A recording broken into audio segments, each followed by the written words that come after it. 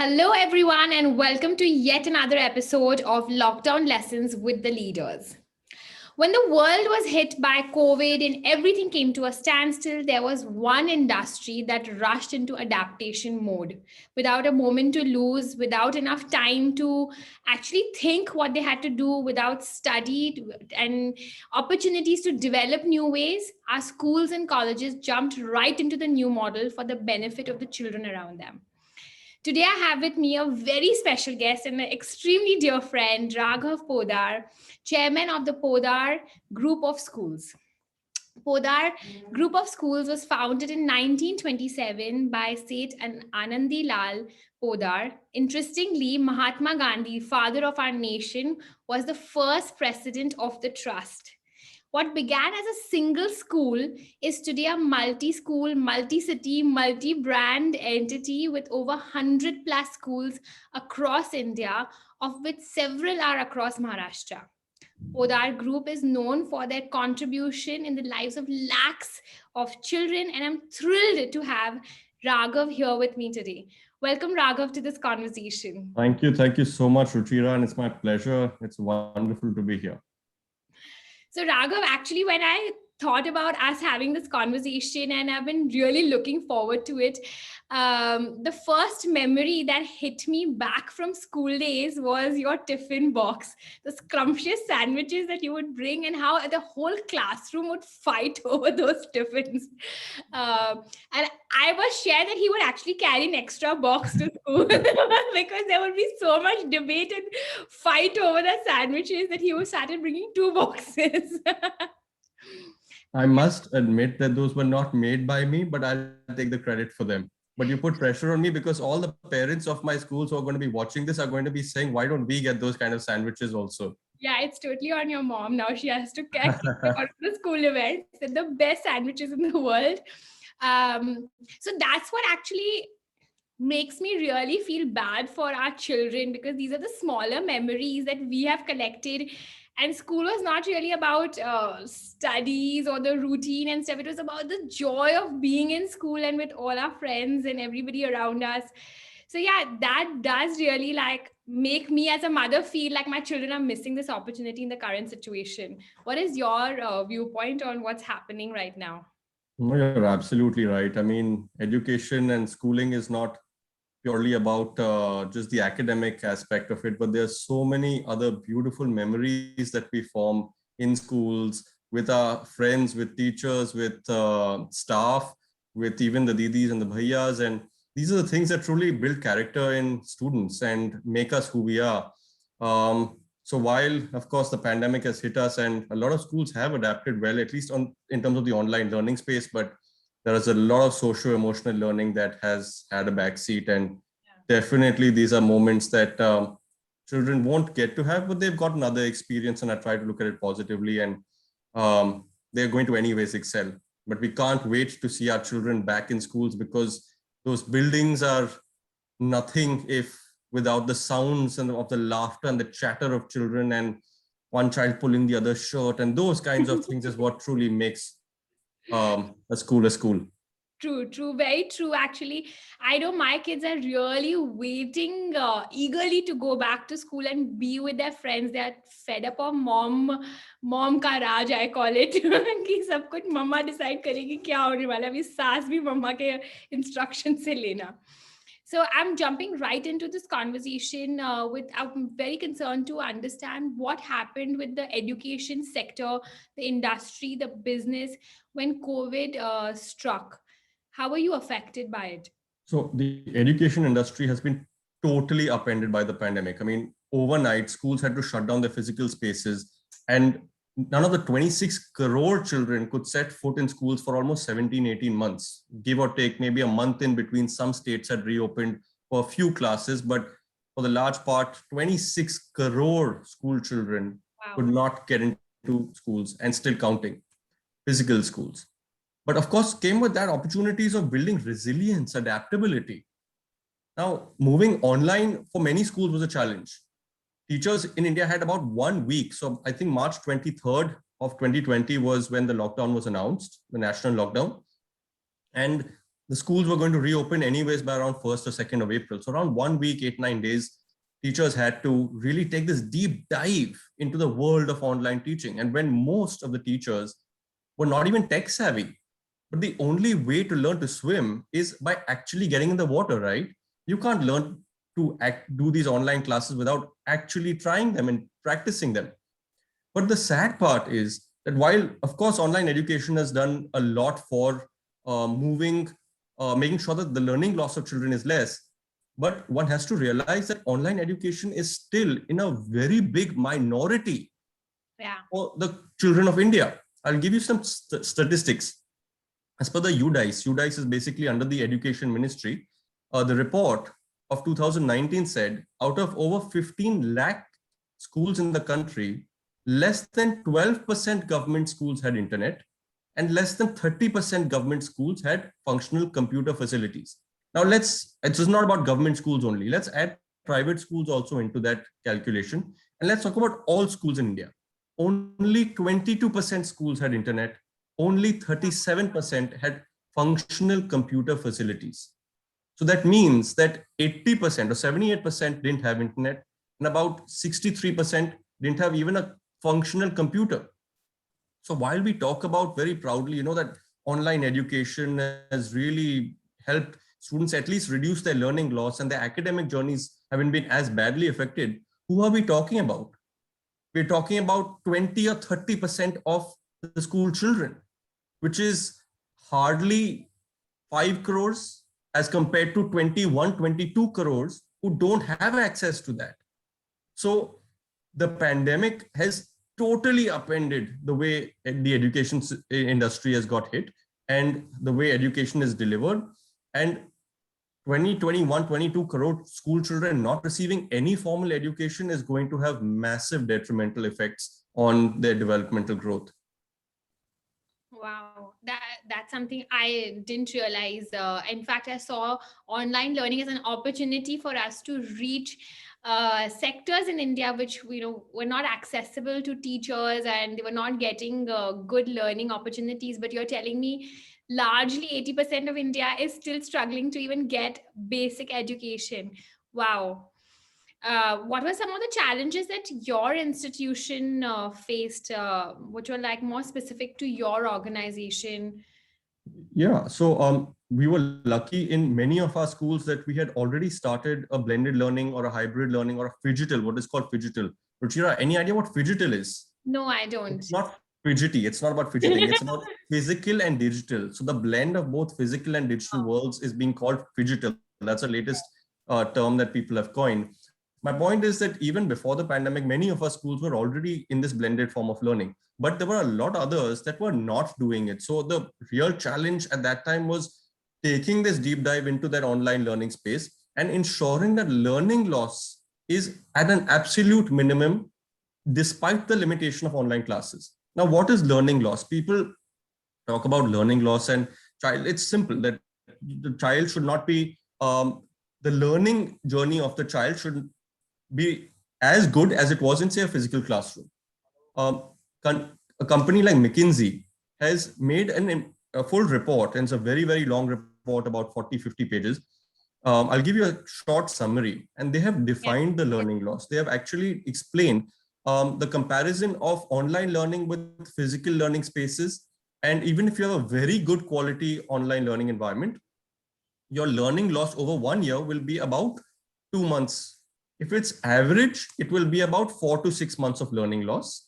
If it's poor quality of VLE, virtual learning environments, then it's about 8 months of learning loss. And if you have zero online learning, then you are going to be at zero. So that's the maximum, that's 12 months, essentially. My point is that there are parents, there were schools that perhaps didn't necessarily believe in the online learning education. They have to realize that, yes, it is not a substitute for physical learning spaces. There's no doubt about that. And whether it's UNESCO, whether it is the World Bank, whether it is the American Association, from across the world, nobody is saying that online education is there to replace physical spaces. Because at the end of the day, Ruchira, education is not a transactional phenomenon. It isn't about transacting curriculum. education at its heart, good teaching learning processes at its heart is based on the human relationship. The human relationship between a teacher and a student, between a student and another student. These are the things that form good teaching learning practices or pedagogy. So the idea of making sure that for us, the challenge was reducing that learning loss and increasing the quality of our virtual learning environment so that children can still continue to benefit even though they don't have the physical learning spaces. And then the other big thing that we had was convincing the parents. A lot of time went into making parents realize that they're still privileged to be in that 20-25% who have access to this. There's a very large number, as I said, 21 crore school children who don't have access to it. And those also who do have access, in the 5 crore who do have access, a lot of them have very poor quality or suboptimal VLE, virtual learning environments. So the idea was to make parents realize that you have to invest in your child's learning spaces and ensure that the learning loss is reduced to a minimum. Now think about it, say 20, 30 years ago, say when we were in school, can you imagine if we didn't have this kind of internet? We didn't have 4G. We didn't have these kind of virtual online lessons. I mean, we had those rotary phones that you would dial like that, every number one at a time and all that. And can you imagine if the pandemic had hit then? It would be zero learning, formal education for all the children, not 20%, but every child. So amount of loss would have been far more. We have to be thankful and privileged for what we have. And coming to your question of, you said, what are the challenges? Well, you know, there's a cliche that says every challenge is an opportunity. Yeah, it is an opportunity, but only if you make use of it. There's no point in saying every challenge is an opportunity if you don't do anything about it. So we need to get rid of that myopic, short-sighted outlook, which believes that, you know, 2020 or 21 also was just a year of tragedy, all adversity, full of catastrophe. Yeah, there was adversity, no doubt. But adversity has the ability of eliciting hidden talents that lay dormant within us during prosperous times. So we are achieving versions of ourselves that we did not know existed within us. So there's a lot to be positive and optimistic about as well.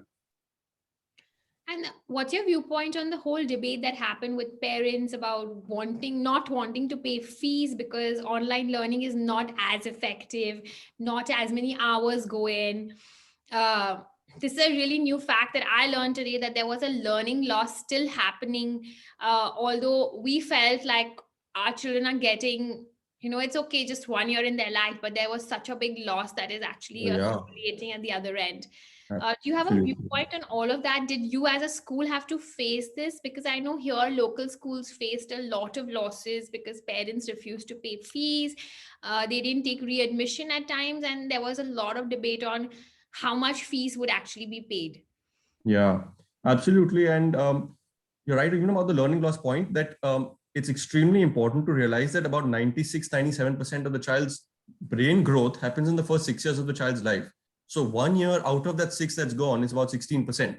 So it's extremely important to have the highest quality virtual learning environments available for the child so that the learning loss is reduced to its minimum. On the topic of the fees payment and parents agitating, that's happened in schools across India. It's not only Aurangabad or Maharashtra, whether you're talking about the Northeast, the North, South, East, West, it's all over India that schools have gone through this thing along with the parents. But we have tried to make parents realize that we have this saying, which is called PRRP. What we say is parents are our partners. Eventually, a child stands on two foundational pillars. One is the parent, and the second is the school. If either of them wobble, then who is going to suffer is the child. The child will fall down.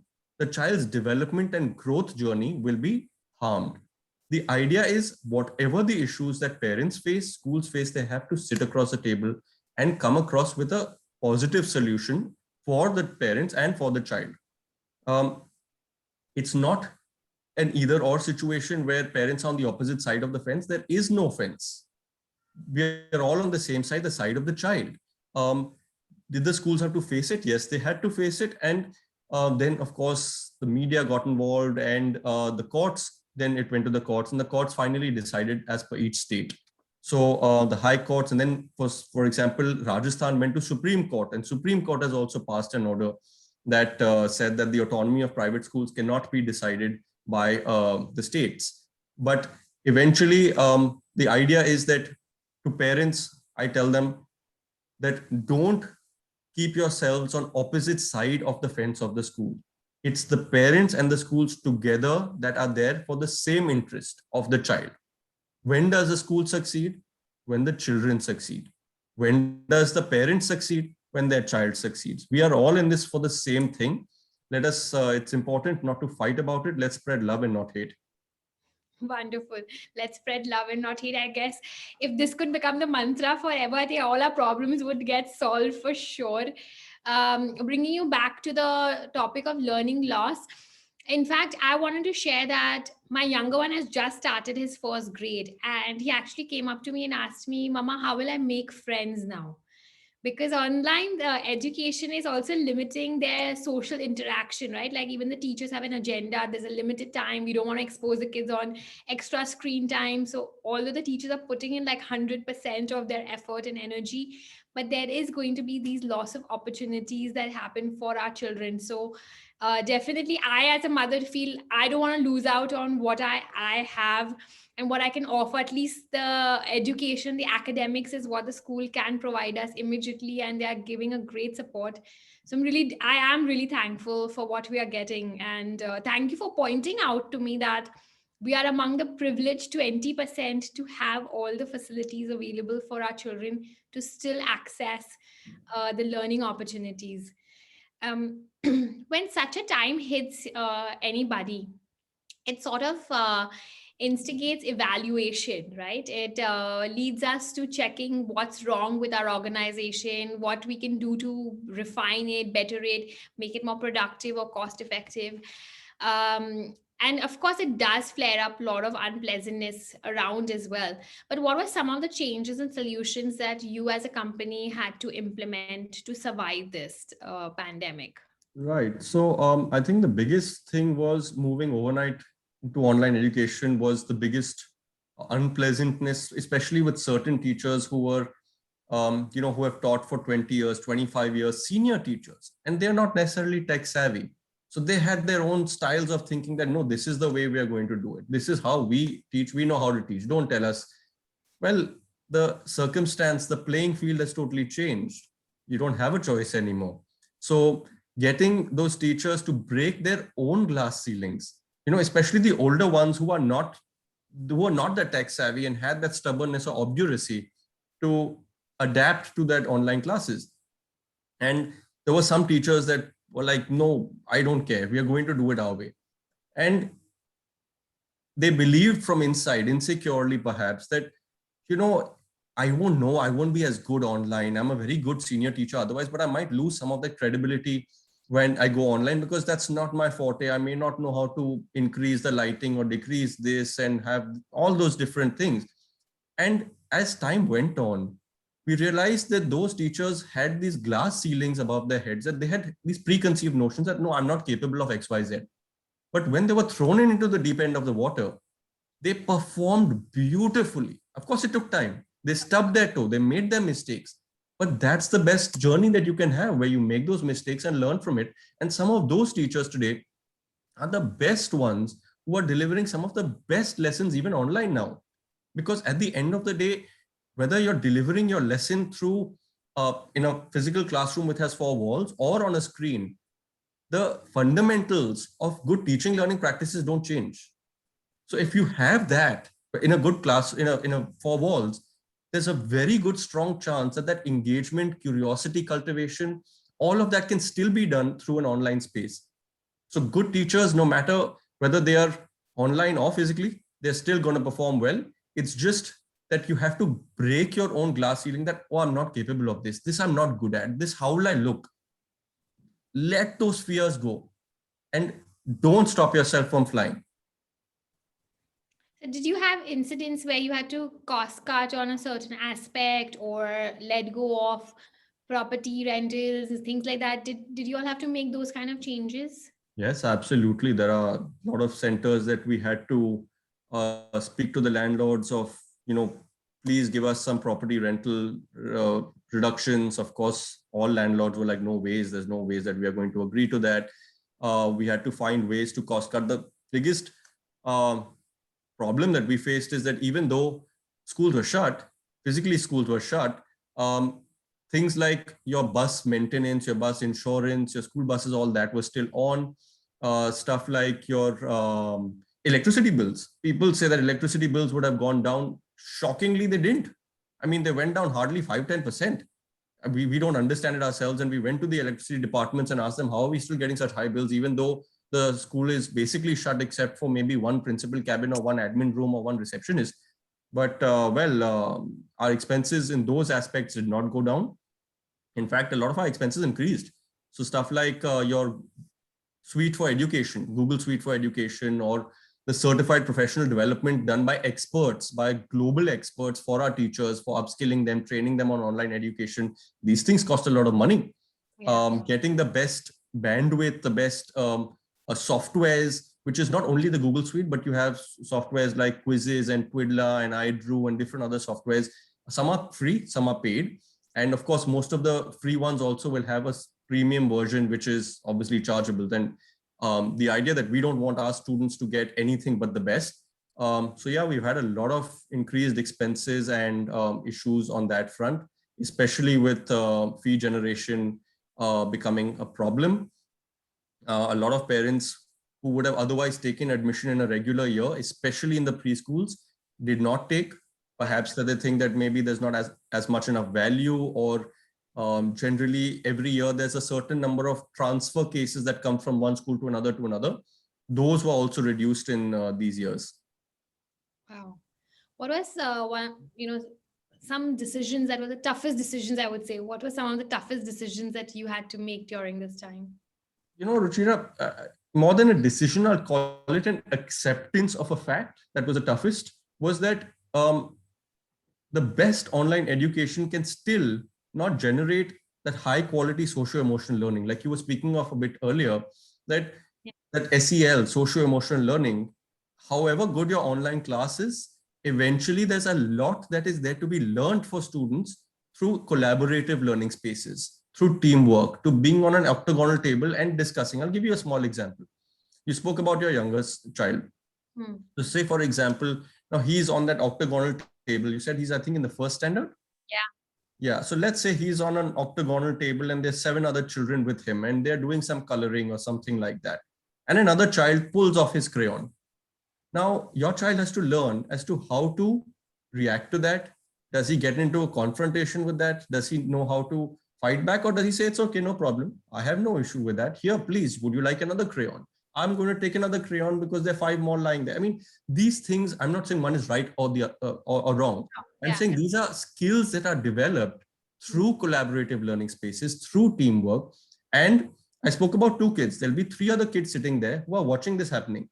Do they want to step in? Do they want to stop the fight? Do they want to be like, hey, no problem here. Why don't you take this crayon from me? These kinds of little subtle nuances are things that cannot be taught on a lesson. So that socio-emotional learning that very greatly builds EQ, that emotional quotient of children, knowing how to fail. It's so important for children to know how to fail, to know that there will be times that somebody is going to pull that crayon off, or somebody is going to do cheating, say that child won. You have to learn to live with that and know how to react to those things. And another thing that, we always taught children that sharing is caring. And now we have to teach them that if you care about your friends, don't share, because of the whole thing of social distancing and making sure that our hands are clean and all. So it's quite a challenge, but at the same point of time, I think it's great that children are resilient, they're very adaptable, and I'm sure that they will really come out of this much stronger than we give them credit for. To the parents, to the adults watching, I want to let them know that if you think that, oh, my child is stressed or anxious or fearful or tensed or anything, 99% of the time it's coming from you. A child has the highest form of mirror neurons. Neurons are brain cells. What that means is humans learn by imitation. So if they see you being tensed, anxious, stressed, fearful, then you're going to infect your child with that. Even though if you think, no, when my child comes into the room, I don't act like that. The child can sense that vibe from a country mile away. So it cannot work as a do as I say, but do not do as I do approach. You have to be that leader by example. Yeah. If you are calm, relaxed, and confident, that's what you're going to give to the child as well. Definitely. Surely, I completely agree with this. And I like to share that I definitely get into the fights with my children. I steal their crayons and all of it to go, keep their learning going. So, Raghav, on a more serious note, any regrets, any decisions that you regret taking during these times? Because it was all very sudden for everybody. We all jumped into action mode without any sort of a pro forma that we had assigned for such a circumstance. So, any decisions that you regret taking? Personally, Ruchira, I don't regret any decisions. And I don't mean that in a pompous way. I mean that I'm not trying to be arrogant. I'm trying to say that there are many decisions that I've taken that in my life that might have led to failure. But failure can teach you far more than success can ever can. The important thing to learn is that failure, from the decision making, if you learn from that failure, that decision making process and how to grow and progress, that's what's important. Because failure is a very powerful tool in our hands if you can make it your stepping stone to success. Failure is not a bad word. People, this person is so successful, that person is so successful. Jeff Bezos, Jack Ma, whoever, the most successful person in the world, all the successful people in the world have failed multiple times. They brush themselves off, they put their chin up and continue to march ahead. So I don't regret any decisions as long as I'm learning from them, as long as I'm growing and progressing from them. I don't believe in regretting decisions. No. Wonderful.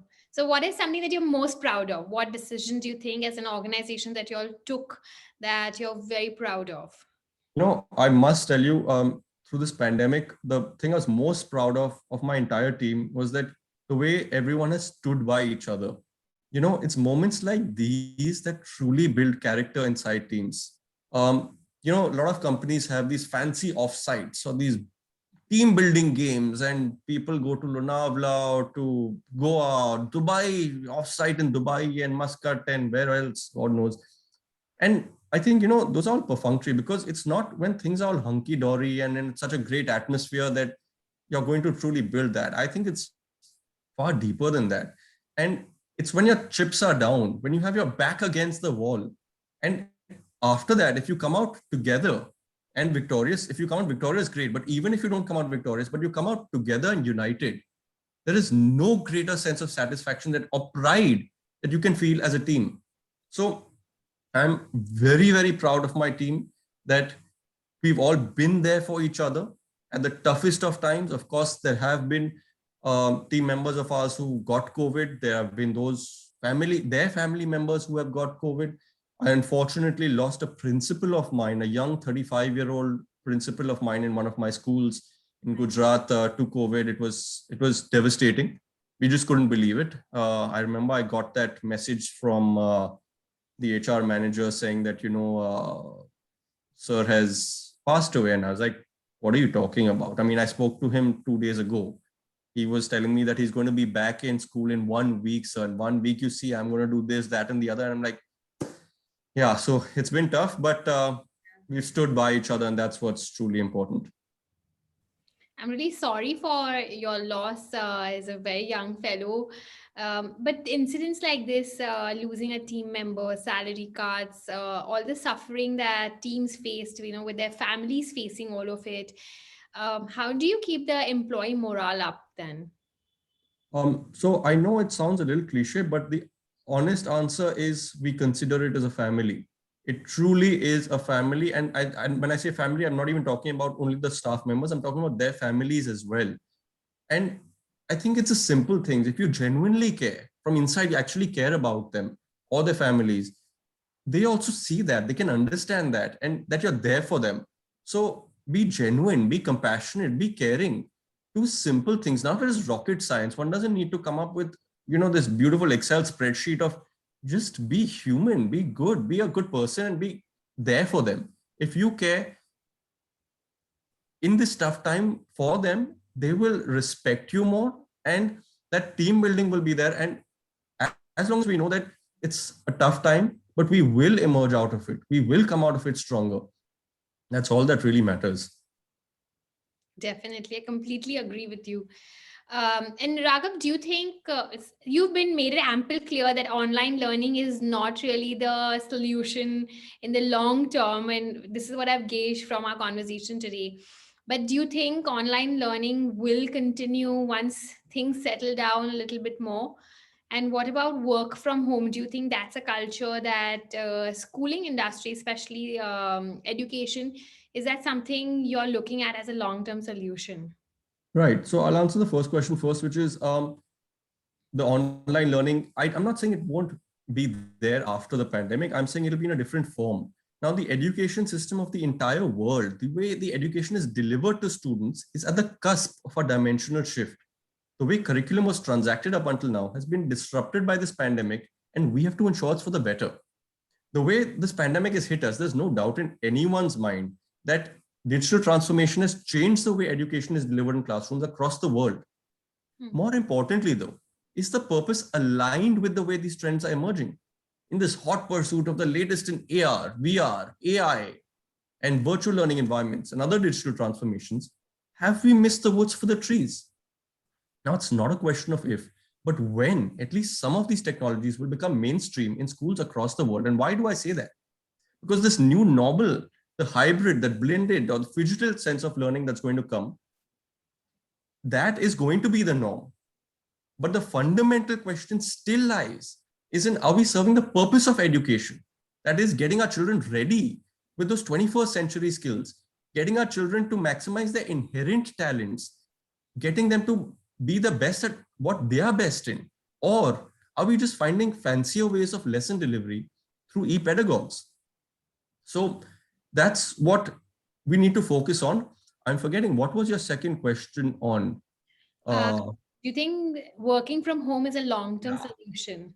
Oh yeah, absolutely. Absolutely. I strongly believe that. And I must qualify that actually, not in terms of the schools. I'm not talking about only the teaching happening from work from home. I'm talking about even the head office. So for certain departments, yes, absolutely. It's changed the way we work. And more importantly, changed the way we think. Our mindsets towards work have changed in this last 17 months.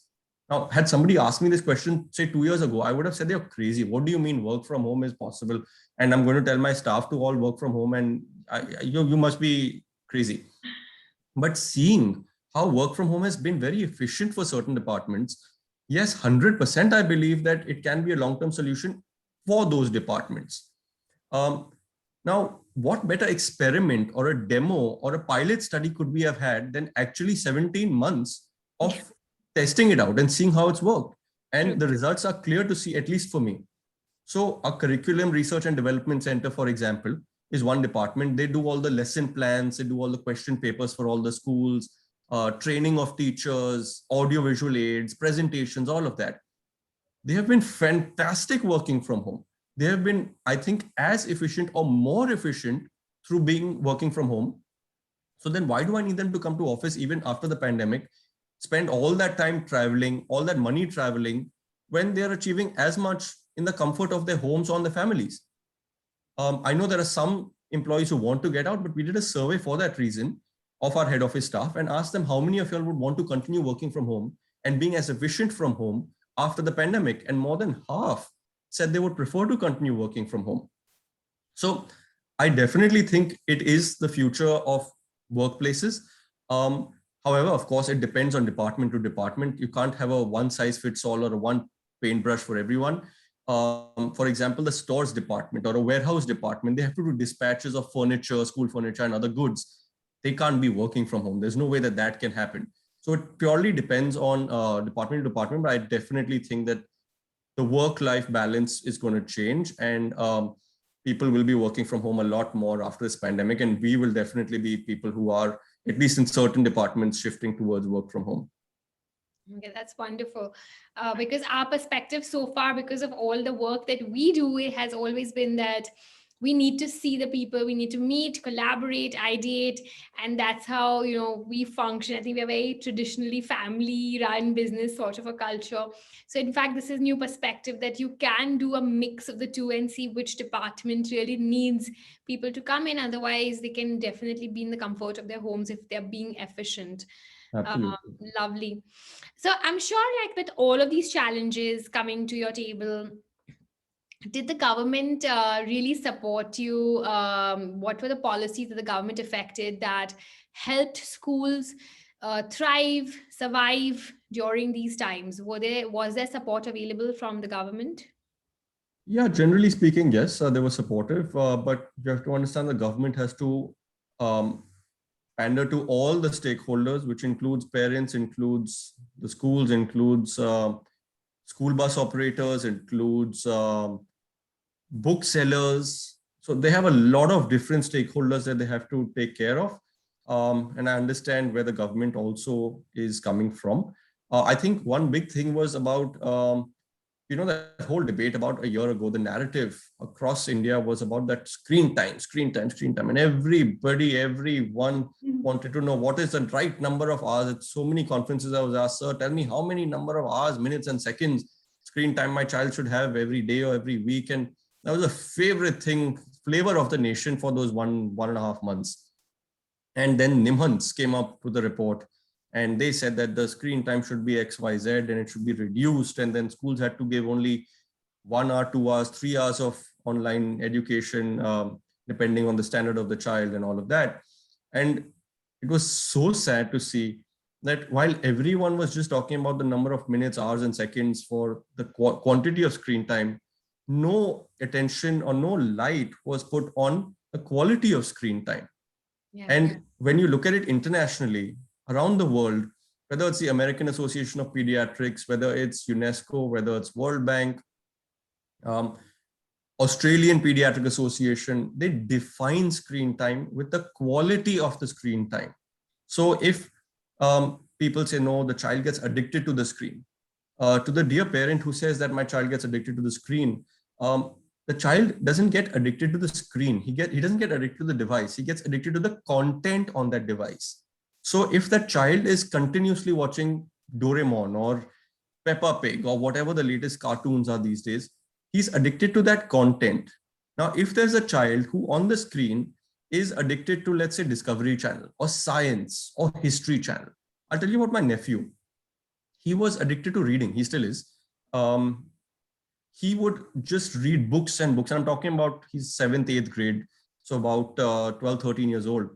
And he would just read books and books. And then he got a Kindle. And then he would read this number of books on the Kindle. Yes, one can argue he's addicted to the device, but he's addicted to reading. So he's bettering his own English literature and his vocabulary. And a lot of good things are being achieved through that. So one needs to qualify the screen time. If the child is addicted to, say, Discovery Channel, or really wants to know about the stars in the universe because they want to become an astronaut one day, or maybe that they want to learn about the history of India and they want to learn the lessons from the history of India, why not? More power to those children, instead of thinking that, oh, but he should be learning only from a book. He should not be learning from the screen. If the child is addicted to something that is beneficial for them, give more power to that rather than saying that the device is bad. Yes, if the child starts replacing football between his feet with football between his thumbs, that is definitely a problem, and that is an area for concern. Definitely. In fact, I don't think there's a child who'd be addicted to school time for sure. As soon as the teacher logs out, the children log out before her, I think. We see on our school chat continuously teachers messaging saying this child logged out 2 minutes prior to this class closing time. So I can assure the parents that the children will not be addicted to school time for sure. So let them attend more hours of school. It's only good for them. We don't want the learning loss happening to our children for sure. What are the plans looking like for 2021? Will the schools reopen? So 21, 7 months are almost over. So there's a good part of that that's already over. But will schools reopen physically? Of course, online, they're still on for a lot of schools. But I think there are many states in India that have already started reopening for standard 9, 10, 11, 12. Have got permission. For example, Maharashtra, Nagpur has given permission in certain areas of Nagpur where you can take permission from the consent of the parents, and 9, 10, 11, 12 can start. But of course, right now there's no rush in terms of parents should feel comfortable. They should be secure about it that, yes, I'm comfortable sending my child into school. A lot of studies have shown that schools are not super spreader events or places where the COVID is really going to spread a lot. But you have to keep the comfort factor of the child, of the parent in mind. And only then the parents should send their children to school. For plans of my personal plans of 2021 is to learn to embrace uncertainty.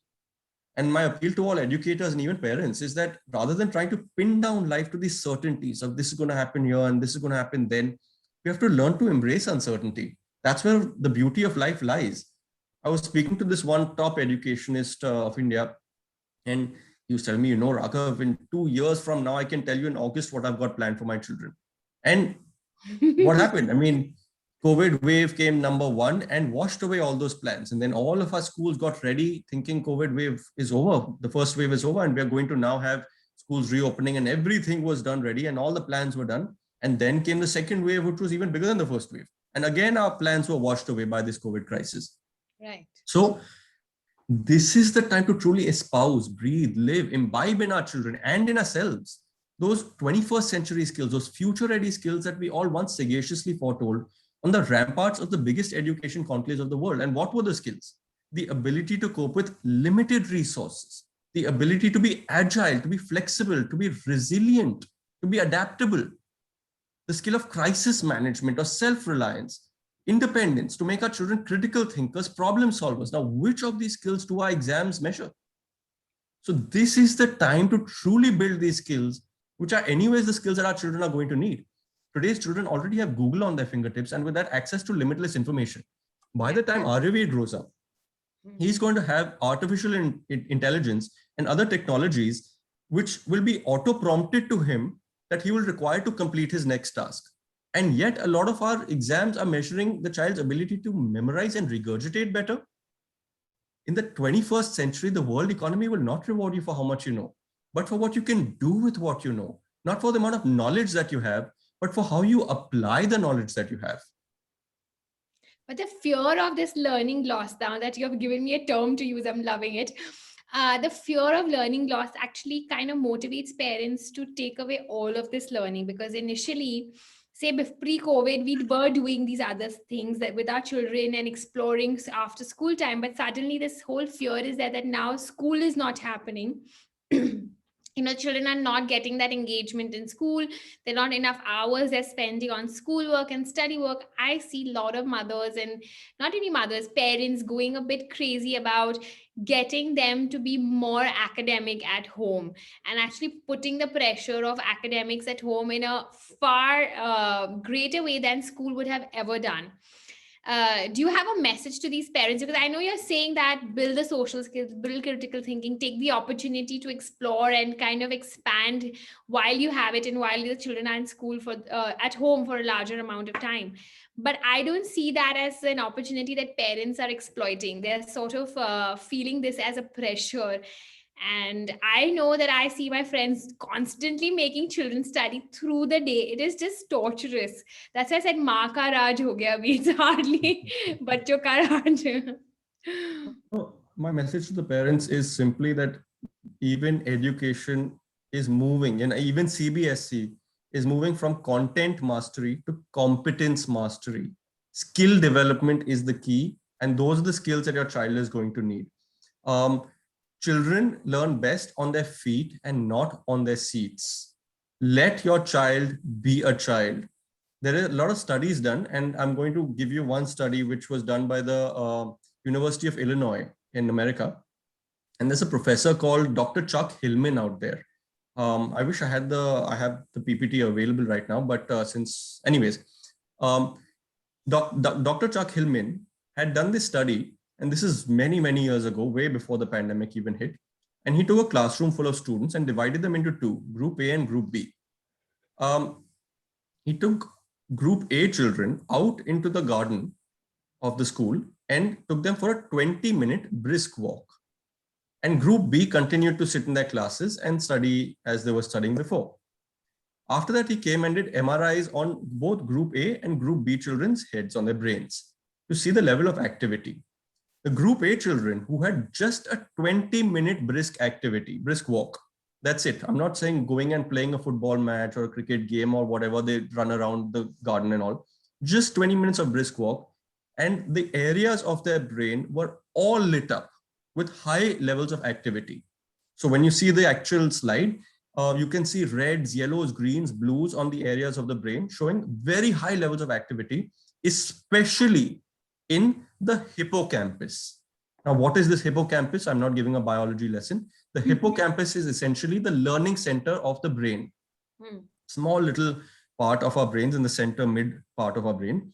The learning centers of our brain had the highest activity after a 20-minute brisk walk. And compare that to Group B, they had little bits of blues and greens and not much level of activity. If you want your child to achieve the highest level of learning, the better brain absorption, what you need to do is ensure you recharge the child's brain batteries. How do you do that? Now, the beauty of the way that God has designed our bodies, and especially children, what do children love to do? They love to play. They love to run around. Why? Because play is the work of childhood. That is how they recharge their brain's batteries. Parents care so much about recharging their phone's batteries, right? Overnight, last thing you do before sleeping is recharge your phone batteries. And in the morning, by chance, if it doesn't charge and you've woken up with 2%, oh my God, the day only starts with tension and stress. How will my day go ahead? Now, you think about it, we care so much about recharging our phone's batteries. We don't care about recharging our brain's batteries. These are natural ways of giving our children the dose to happiness. What is a dose to happiness? Dose stands for dopamine, oxytocin, serotonin, and endorphins. Our bodies release these feel-good chemicals naturally if we let children be children. So even if you want to focus on academics and make sure your child is getting the best marks in maths and science, to do that, you need the child's prefrontal cortex, the front part of the child's brain, the CEO of the brain, the CEO of our bodies, because it controls all the executive functioning, decision-making of the body. Let the prefrontal cortex get this dose of happiness and take away that cortisol, the stress hormone, and your child will be able to perform at his best capacity. So even if you want your child to do very well academically, you still have to focus on ensuring that the child gets that dose chemicals and gives himself the best chance to do better in studies and in the exam. That's wonderful to actually get this scientific explanation to why play is so important.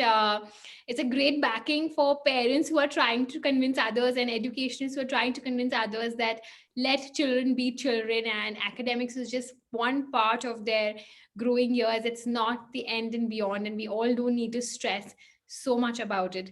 Thank you for throwing such beautiful light on it. My last question to you is, during this entire period of the pandemic, have you had any personal realizations? It's not all about work for sure. Yeah. So what about you in your personal life? Anything that you have taken away from this experience? Yeah, I've taken away that I can help my wife bake a cake, but I'm still only going to be the sous chef and not the master chef, which she is. No, but on a more serious note, I've realized through this pandemic that we are capable of so much more than we ever thought of.